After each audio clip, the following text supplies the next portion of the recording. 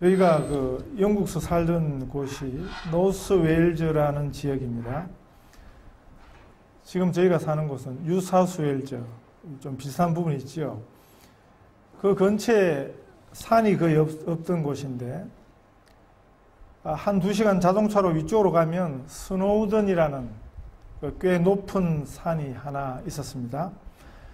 나무는 별로 없고, 거의 바위 산이었는데, 그래도 거기 산이 워낙 귀한 곳이 되니까 저희들이 처음 가니까 거기 계시던 성도분이, 영국 성도분이 저희를 그곳으로 인도해 주셨습니다. 저희도 거기에 좀 살면서 누군가 오면 산 구경 가자 그래서 그 스노우던이라는 바위산으로 데려가기도 했습니다. 처음에 그 산 꼭대기에 올라가니까 아주 커다란 바위에, 그 바위 벽에 아주 낯익은 글자가 눈에 확 들어오더라고요. 바로 한글이었습니다. 그런데 거기 누군가 그 바위 벽에다가 누구 다녀가다 그렇게 새겨 놓았더라고요. 얼마나 민망하든지 자기 이름을 한글로 남의 나라에 거기 산에다가 잘 지워지지 않도록 그렇게 자기 이름을 거기 새겨 놓는 것을 보고 사람들이 참 이름 내는 거 좋아하는구나. 먹는 것에 대한 유혹, 그리고 물질적인 것의 시험, 이런 시험과 유혹이 가장 초보적인 것이고 기초적인 것인데, 그 다음번에 오는 욕심이 이 명예의 욕이라는 것입니다. 사람들이 먹고 사는 일에 급급할 때는 그런 욕심이 잘 없지만, 이제 좀 삶이 안정이 되기 시작하면 그때 찾아오는 것이 명예욕입니다. 그래서 자기 이름을 내려 그러고 사람들의 기억 속에 남기려 하고, 틀림없이 매력이 있는 것 같습니다. 그래서 많은 사람들이 명예를 그렇게 열심히 추구하는 것 같습니다. 자기 이름이 사람들에게 기억되도록 그렇게 예를 서는 것 같습니다.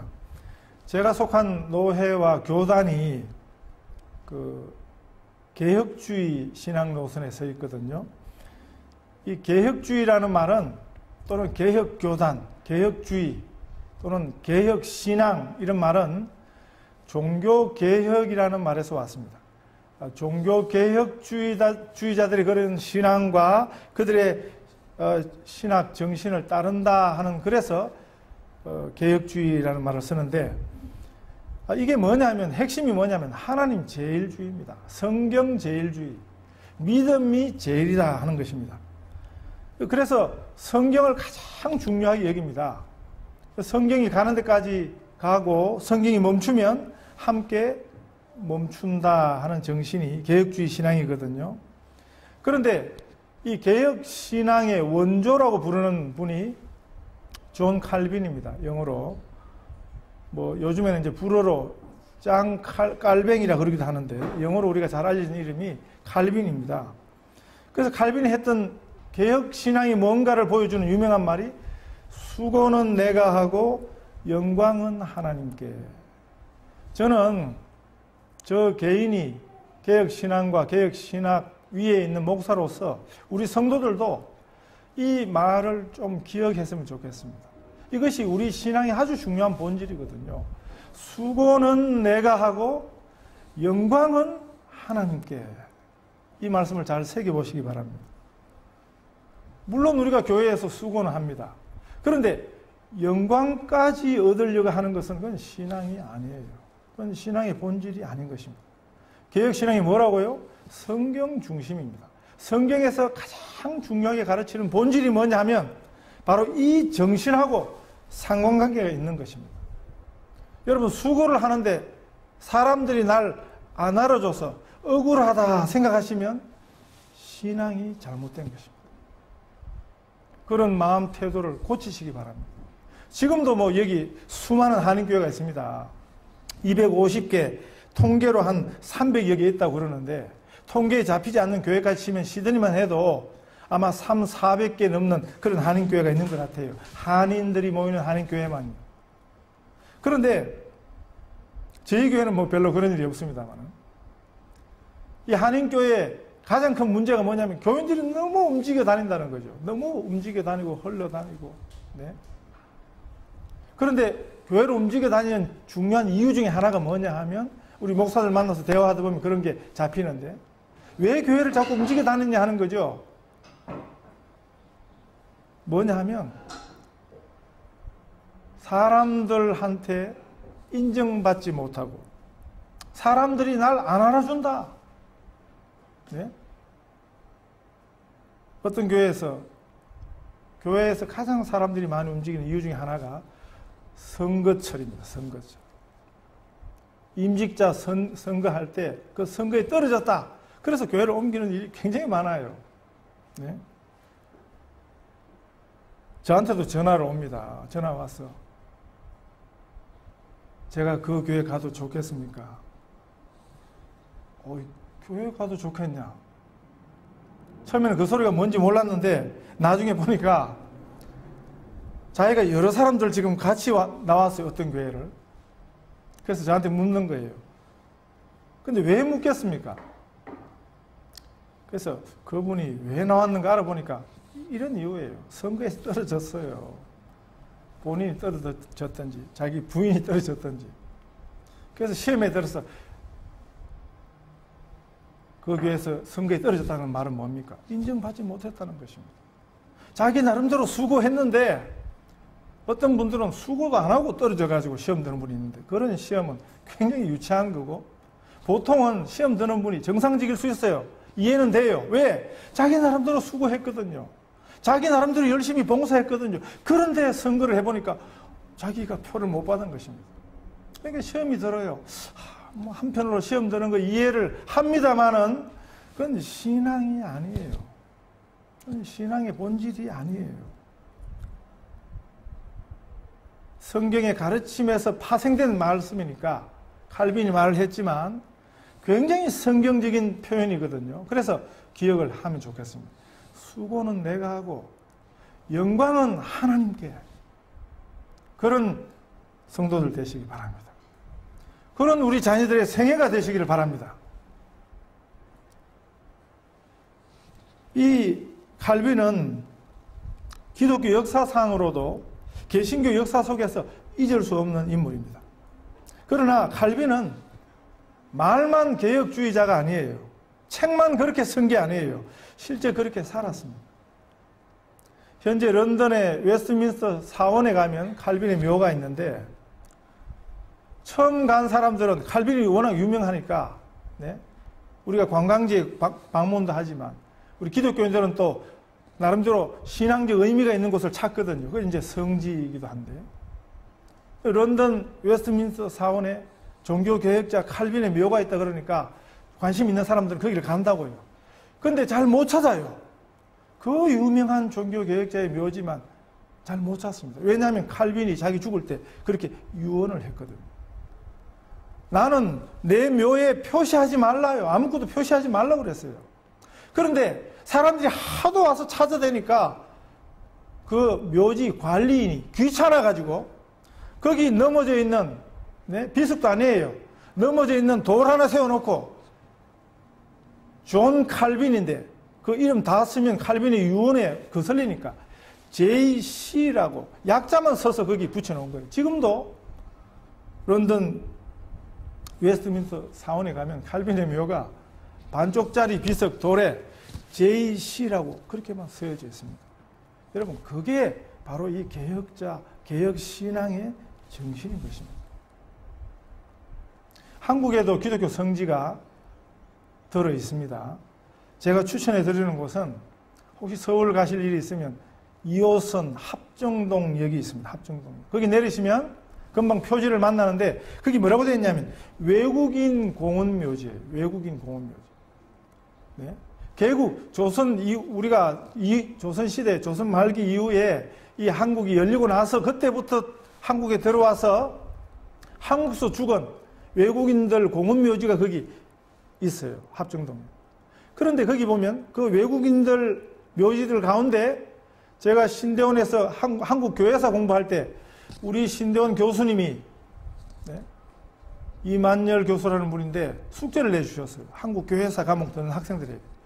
반드시 합정동에 외국인 공원 묘지를 갔다 와라. 그리고 갔다 왔다는 증거를 뭐 사진을 찍든지 뭐 거기 관리인한테 서명을 받든지 증거를 내야지 성적이 패스가 된다. 그래서 뭐 억지로 간 거예요. 처음에는 왜 외국인 공원 묘지를 가라고 그래?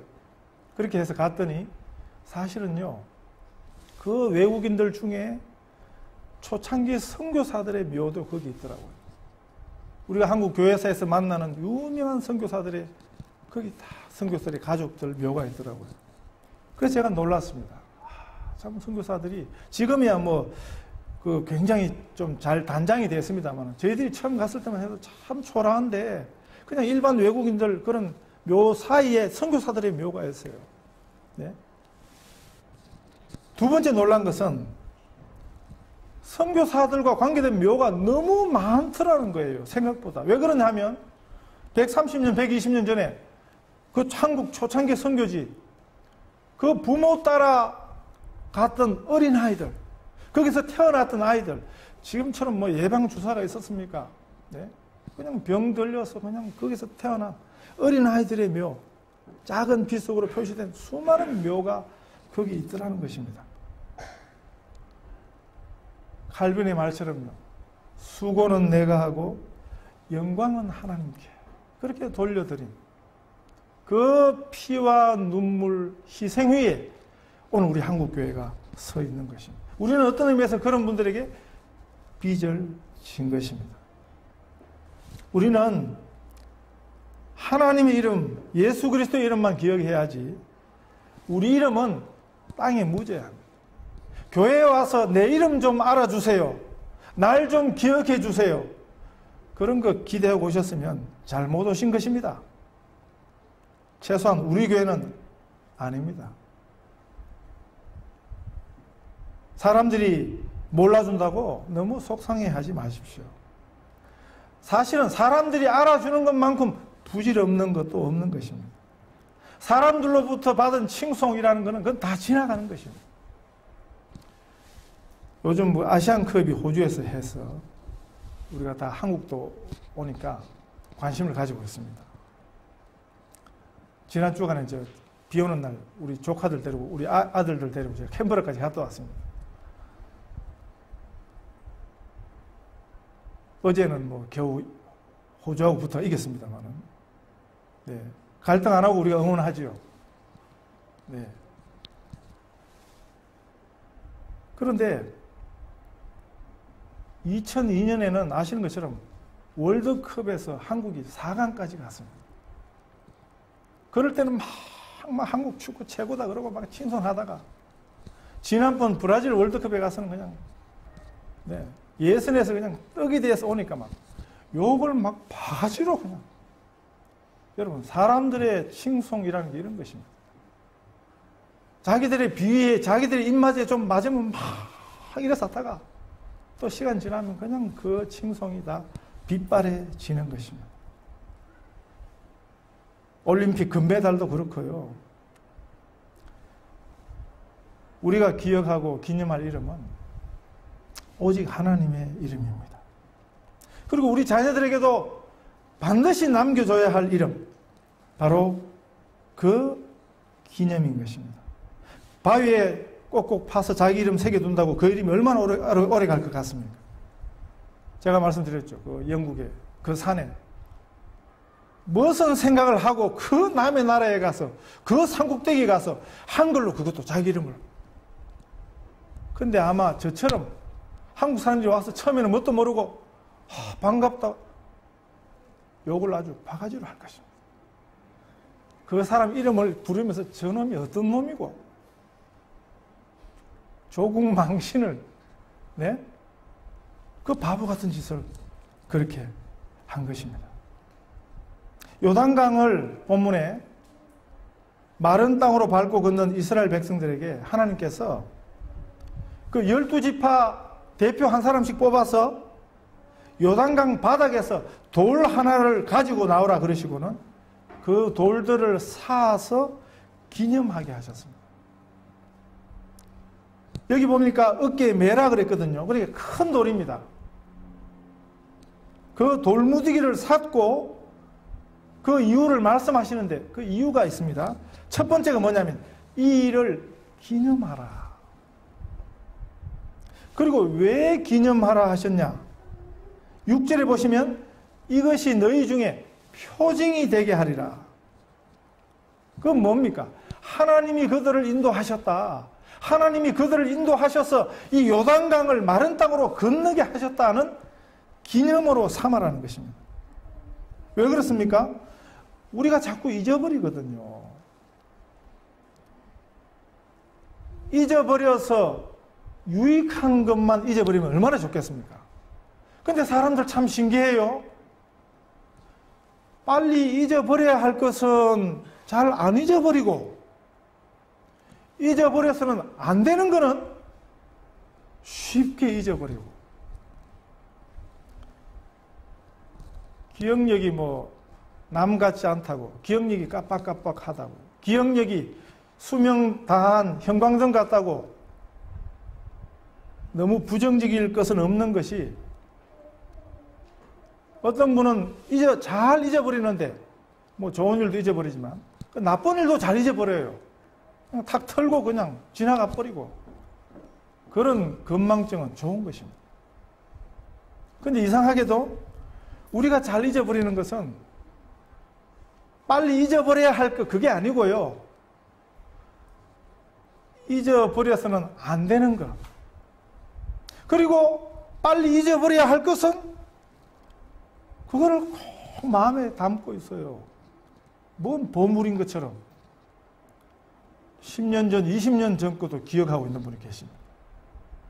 근데 가만히 들어보니까 그건 좋은 게 아니에요. 그건 잊어버려야 되는 건데. 그러나 잊어서는 안 되는 것이 있습니다. 우리가 늘 붙들고 있어야 되는 것이 있습니다. 우리 신앙생활에서요, 잊어버려서는 안 되는 우리 하나님을 얼마나 우리가 자주 잊고 있습니까? 그러면서도 우리가 믿는다고 그러고 있지 않습니까? 우리가 뭘 생각을 하고 계산을 해도 정말 중요한 수, 그걸 절대 변수입니다. 절대 변수. 변하지 않는 수거든요. 이게 하나님이십니다. 우리가 여러 가지 사건을 만납니다. 문제를 만납니다. 여러 가지 일들을 계획하고 생각합니다. 그 생각 속에, 계획 속에 우리 신앙인은 절대 잊어버려서 안 되는 것, 하나님이십니다. 하나님이 계신다. 하나님이 살아계신다 하는 것입니다. 그런데 상대적인 수, 늘 변할 수 있는 그런 수, 우리 인생에서 그건 결정적인 영향이 될 수 없는 거예요. 상대적 변수 그거는 잊어도 돼요. 없다고 생각해도 돼요. 그러나 우리 인생의 절대 변수이신 우리 하나님은 우리가 꼭 기억해야 합니다. 우리 머릿속에, 생각 속에, 우리 모든 인생 계산 속에 우리 하나님이 계셔야 됩니다. 그래야 답이 나오는 것입니다. 그래야 정답이 있는 것입니다. 그래서 우리 기도할 때도 정말 중요한 것은 하나님이 어떤 분인가를 먼저 기억하는 것입니다. 예수님이 이렇게 기도를 가르쳐 주셨습니다. 너희는 이렇게 기도하라. 하늘에 계신 우리 아버지여. 하늘에 계신 그분이 우리의 아버지가 되신다. 그걸 기억하는 것입니다. 그러면 어떻게 된다고요? 기도가 바뀐다고요. 우리가 기도할 때 꼭 붙들어야 할 것이 하나님이 어떤 분인가 제일 중요해요. 우리가 만난 문제가 아니에요. 우리가 만난 문제를 생각하고 문제에 붙들리면 우리 기도라는 것이 그게 참 불신앙적 기도가 되는 거예요. 불신앙이 뭡니까? 하나님이 없는 기도예요. 신앙이 뭡니까? 하나님이 있는 기도죠. 하나님 앞에 하는 기도죠. 하나님을 기억하는 것이죠. 우리가 만난 문제가 아무리 커도 하나님을 기억해 보세요. 하나님이 어떤 분인지를 기억해 보세요. 찬송이 나오게 되어 있어요. 감사하게 되어 있어요. 너무 중요한 문제니까 제가 그냥 시시때때로 강조하게 되는 것입니다. 왜 기억하라고 하십니까? 왜 기념하라고 하십니까? 그 기념이 단순한 기념으로 끝나면 그건 무의미한 것입니다. 그냥 단순한 추억으로 과거에 좋았던 그걸로 그냥 떠올리고 그냥 회상해서 그냥 마음에 그냥 위란으로 삼는 것은 그건 진짜 의미가 아닌 것입니다. 그건 복음이 아닌 것입니다. 왜 하나님께서 그 사실을 기억하라고 말씀하실까요? 왜 그 사건을 기념하라고 그걸 자녀들에게 가르치라고 말씀하실까요?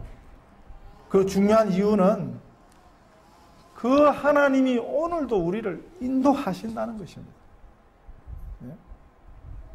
그때 하나님이 옛날의 추억 속의 하나님이 아니고 오늘도 동일하게 우리의 삶을 인도하신다는 것입니다.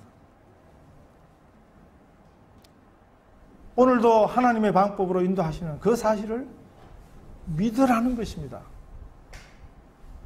우리 성도들에게 지나간 이야기, 간증이 왜 필요합니까? 그 하나님이 지금도 살아계신다는 것입니다. 과거에 이랬어, 좋았어, 하나님이 응답해 주셔서 추억이 아니에요. 오늘 우리 기독교 신앙이 감상적인 부분에 너무 빠져 있습니다.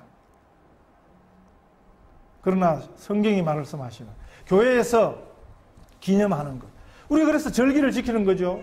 1년에 감사절 지키고 부활절, 성탄절. 네. 왜 그렇습니까? 하나님께서 부활의 주님이 지금도 우리와 함께 하신다는 것입니다. 사실 우리가 주일 이 기념은 제일 정신이 뭐냐면 부활 기념일입니다. 예수님의 부활을 기념하는 것입니다. 부활절도 있지만 부활하신 주님이 사망의 권세를 이기시고 부활하신 주님이 오늘도 우리와 함께 동행하신다. 그걸 매주 우리가 기념하는 것입니다. 부활절은 1년에 한 번이지만 주일은 매주일이잖아요. 매주일이잖아요. 우리가 그 부활신앙으로 살라는 것입니다. 어떤 고난이 있어도 어떤 어려움이 있어도 그 문제에 걸려지지 말고 부활의 신앙에 힘입어 살라는 것입니다.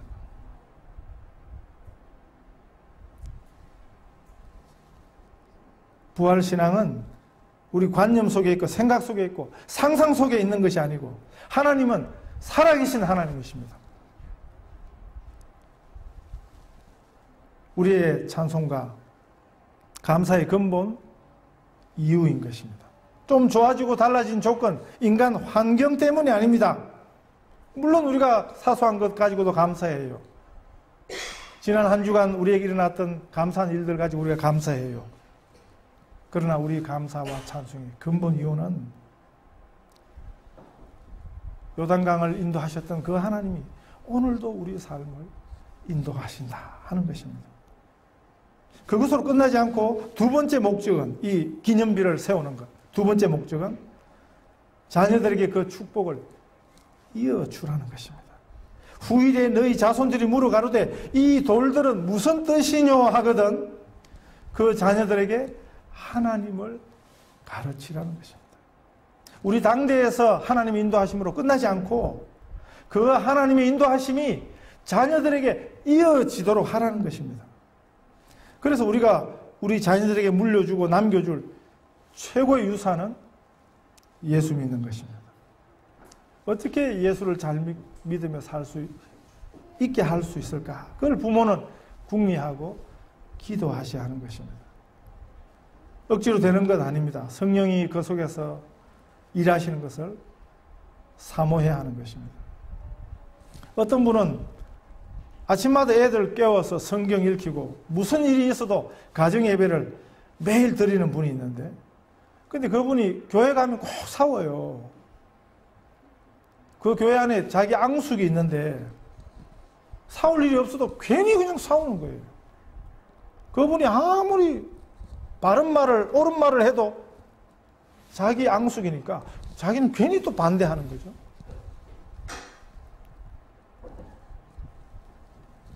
그 집 아들을 주일학교 때 제가 가르쳤습니다. 제가 처음 주일학교 교사할 때 가르친 아이가 초등학교 2학년짜리가 그 집 아들이었습니다.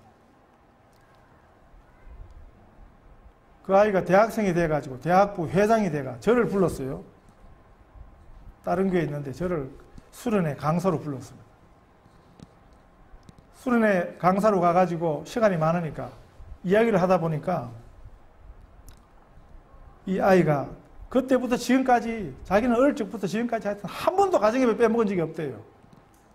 매일 성경 읽고 가정예배 드리고 했는데, 그런데 그렇게 잘하다 보니까 자기 아버지가 교회만 가면 싸워요. 오늘 아침에도 예배 드리고 와놓고는 교회만 가면 싸워요. 그게 큰 상처가 되어 있습니다. 가정예배에 빠지지 않고 드리는 법을 가르쳐야 되는 게 아니라 하나님을 가르쳐야 돼요.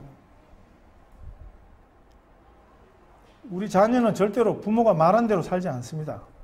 부모가 행한 대로 삽니다.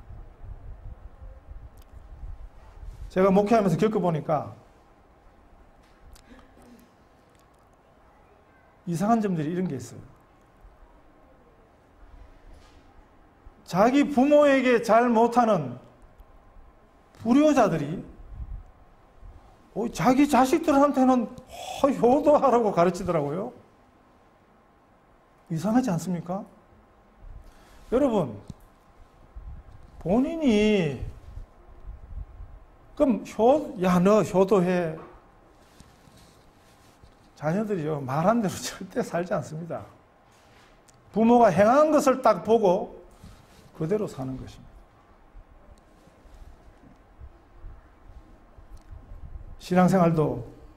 신앙생활하는 본도 그렇습니다. 자기가 잘 안 믿으면서 너 잘 믿어야 돼. 안 됩니다, 여러분.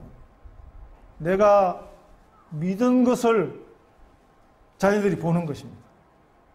네? 그래서 우리가 사실 자녀들과 대화하고 말할 때도 우리 생각 속에, 우리 대화 속에, 우리 계획 속에 하나님이 계셔야 돼요.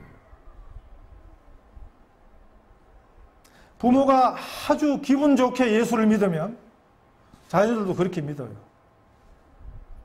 반대로 신앙생활을 하긴 하는데 예수를 믿기는 믿는데 우리 한국 분들, 신앙생활 하는 분들 입에 붙은 소리 중에 하나가 죽겠네 죽게 있네 이렇게 해야 되는데 아유 죽겠네. 그래서 여러분, 우리가 부모님들이, 어른들이 기도할 때도 좋은 습관을 가지시라고 제가 자꾸 강조하는 이유가 거기 있는 것입니다. 제가 지난번 교회에 있을 때는 어른들이 많았는데 기도 해달라고 부탁하고 기도 시키기가 싫어요. 왜냐하면 늘 기도할 때마다 우는 소리를 하니까. 네?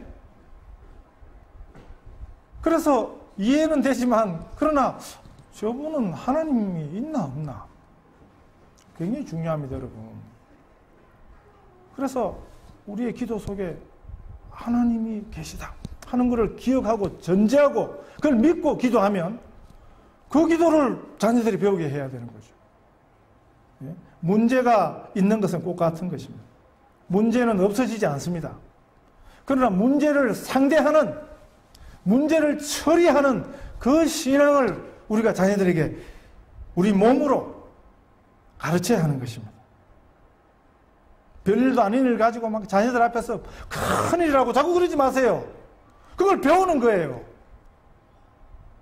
아무리 큰 문제를 만나도 살아계신 하나님을 기억하고 그 문제를 바라보는 그런 태도와 관점과 처신과 행동을, 여러분, 그게 신앙을 전수하는 것입니다. 우리 생에 가장 귀한 것이 무엇입니까? 다른 것 다 두고 하나만 물려줄 수 있다면 무엇을 주시겠습니까? 어떤 것은 하나님 의지하고 사는 것을 오히려 방해하게 할 수 있습니다. 그걸 유산이라고, 좋은 것이라고 우리는 잘 알고 있습니다. 이 세상 것 다 가져도 하나님 없는 인생은 하나도 못 가진 인생입니다. 반대로 이 세상 것 하나도 없어도 하나님이 그 생애 속에 있으면 이 세상을 다 가진 사람입니다.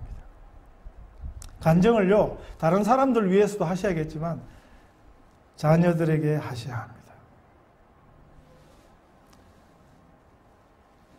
제가 그전에 수원서 유명한 조폭 두목하고 1년 동안 성경 공부를 했습니다. 제가 인도하던 남전도의 성경 공부 모임에 그 깡패 두목이 거의 빠지지 않고 매주 나왔습니다. 왜 그렇게 됐는가? 그 어머님이 권사님이신데 돌아가실 때 보니까 장례식 때 나중에 오셨는데 큰아들은 뭐 미국의 한인교회 장로님이시고 다른 아들들, 형제들은 다 예수를 잘 믿어요. 신앙생활 잘해요. 그런데 이 집 막내 아들, 이 사람만 그냥 유명한 그냥 깡패 두목. 깡패 두목 되기까지 또 얼마나 깡패 생활 오래 했겠어요. 뭐 들락날락 감옥서 왔다 갔다 하고. 그래서 이 어머님이 돌아가시면서 자기 쓰던 성경책을 아들 손에 쥐어주면서 이제 그만 정신 차려라. 너도 이제 예수 잘 믿고 바로 살라 하면서 마지막 유언으로 그 성경책을 아들 손에 넘겨줬는데 그 아들이 그 마지막 순간에 어머님이 마지막 돌아가시면서 눈물로 예수 잘 믿으라 하는 그런 부탁을 그 아들이 그때부터 고쳐듣고 제가 있던 교회에 나오게 되고 성경 공부에 참석하게 되고 1년 후에 세례를 받으면서 그동안 잘못되었던 그 삶을 다 청산하기로 결심을 했습니다. 제가 한국 갈 때마다 그분 소식을 묻거든요. 제대로 잘 사는가. 호주도 그런 사람 많잖아요. 뭐 대도 누구 뭐 조세형 이런 사람 간증시켰는데 간증 집회하고 저 일본 갔다가 또 도둑질 하다가 잡혀가지고 또 걸려들고 뭐 깡패 두목들 또 뭐 감옥에서 예수 믿고 뭐 근데 또 며칠 있다 얼마 있다 보면 또 다시 또 붙들려 가고 그래서 그런 게 염려가 돼서 또 제가 항상 이분 물어요. 근데 참 그분은 지금도 그 어머님 성경책을 꼭 끼고 다니는데 어디를 가든지 네? 해마다 나아지는 것입니다. 과거의 그 청산 그런 어두운 생활 다 청산하고 얼마나 훌륭한 신앙인으로 사시는지 그 어머님이 그 아들에게 최고의 선물을 유산을 남기고 가신 거죠. 제가 아는 어떤 권사님은 자기 손주들 위해서 과외 선생을 하나 붙였는데 성경 과외 선생을 붙였습니다. 할머니가 뭐 돈 많은 할머니가 손주들 위해서 뭐 영어 선생 과외비 대주고 수학 과외비 대주고 이런 거는 봤습니다만 자기 손주들 위해 가지고 성경 가르치는 과외 선생을 붙였어요. 요단강을 마른 땅으로 건너게 하신 그 하나님 오늘도 살아서 우리를 인도하시는 줄 믿습니다. 이 하나님께서 우리 자녀들도 또한 인도하실 것입니다. 우리가 만난 참 좋으신 우리 하나님 영원토록 자손되도록 기념하도록 하는 우리 성도들 되시기를 축복합니다.